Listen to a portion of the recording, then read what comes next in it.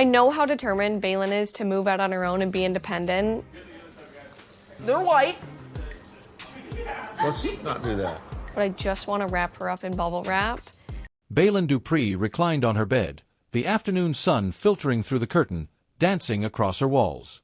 At 22, she was at a turning point, caught between the comfort of her parents' home in West Virginia and the call of independence gnawing at her heart. Diagnosed with Tourette syndrome at 18, her life had been a complex mosaic of tics, support, and scrutiny. Ever since the premiere of Baylen Out Loud, she'd felt the weight of being seen and misunderstood. The show revealed her reality: extreme motor and vocal tics, familial love and concern, and her own longing to forge a life of her own. She dialed Colin's number, voice brimming with nervous energy. Colin, her boyfriend, her anchor, her medicine, answered. "I need a sign," she whispered.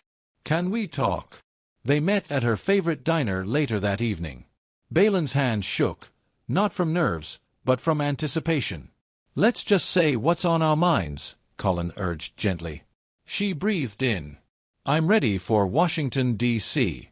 I love the city, and it's close to my parents, but enough space for me." Her heartbeat matched the rising cadence of her voice. Colin reached across the table, grasping her hand. "Move in with me." Baylen's breath hitched. She recalled how Colin had moved with her into stores when she was scared to be alone, how he understood her before she sometimes understood herself. "Okay," she said quietly. Packing day arrived with trembling hands but steady resolve.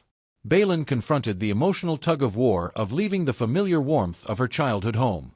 Her mom, Julie, and dad, Alan, teetered between pride and fear. They reminded her of why she'd started Baylen Out Loud, to tell her story on her own terms, to reshape how the world saw her Tourette's. In D.C., Baylen found herself in a tiny apartment that smelled of promise, Colin's presence lending safety and space for growth. But challenges sprung up fast. The city's noise triggered tics at night. Strangers' reactions sometimes echoed louder than her own voice. Even Botox treatment, the new hope to reduce facial tics, proved emotionally fragile. During a session, she lashed out at a cameraman who reminded her of Joe Biden, an outburst tied to her condition's unpredictable triggers. Yet Colin stayed by her side, laughing softly afterward, reminding her she wasn't alone. When Baylen gave a heartfelt speech at an event, she wasn't just telling her story, she was claiming it. Her words, raw and resonant, brought the audience to tears. The room echoed her strength and vulnerability. Later, Baylen reflected on the pain she once hid, suicidal thoughts triggered by relentless tics, school trauma, and self-doubt. With heavy honesty, she recounted periods of isolation and her parents' crucial intervention, therapy 4 times a week, until she rebuilt her confidence. Amid newfound strength, Baylen's siblings, Burke, Sammy, Sven, Vic, and Beckner, shared how her condition had reshaped their own experiences. They revealed how attention focused on Baylen sometimes strained their relationships with their parents. Baylen's heart ached. She reached out to Sammy that night, apologizing for the unintentional ripple her struggles had caused, and the two cried together, forging deeper understanding. Baylen's new life unfolded in everyday moments, launching social media videos from her apartment, navigating the metro during intense tics, laughing over dinner with Colin. She remembered why she shared her life online, to be real and to inspire beyond a diagnosis. When TLC renewed Baylen Out Loud for Season 2, she felt validated, her journey mattered. Independence wasn't a destination, it was a process full of tics, triumphs, tears, and joy.